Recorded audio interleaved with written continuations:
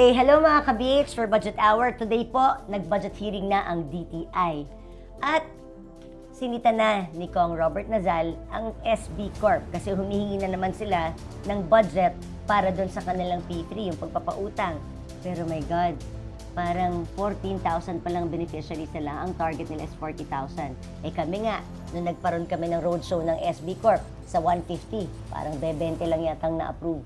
Pero parang ubos na daw ang pondo nila. Sinasabi nila, disburse na lahat. Kanino napunta? Kaya ngayon, hinihingi namin ng listahan. Sino-sino ang pinautang ninyo at magkano? At nagbayad na ba yung mga yan? Dahil may mga naririnig kami na kung sino-sino lang ang pinapautang at hindi napupunta sa small and medium enterprises. Hindi po natin pwedeng gawin ito. Kaya nakabantay po kami.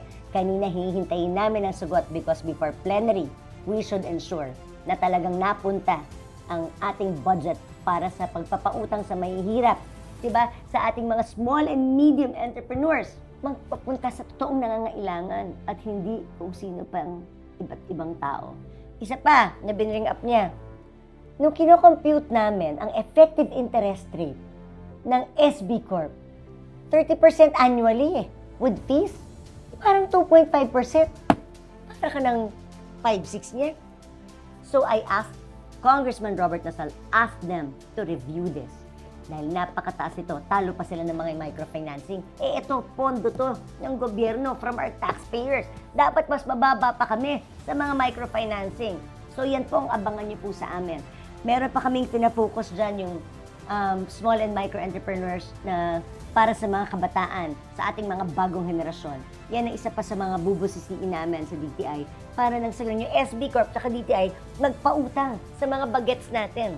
Dapat magnegosyo sila para hindi puro video games ang inaasikaso. Turuan nating magnegosyo ang ating mga bagong henerasyon. So yun lang muna para sa DTI mga ka-BH. Kung meron kayong complaint sa SB Corp, comment down below para mapakita ko sa kanila kung gaano karami ang kumpletong dokumento pero hindi na process ng SB Corporation. Maraming salamat mga ka-BH.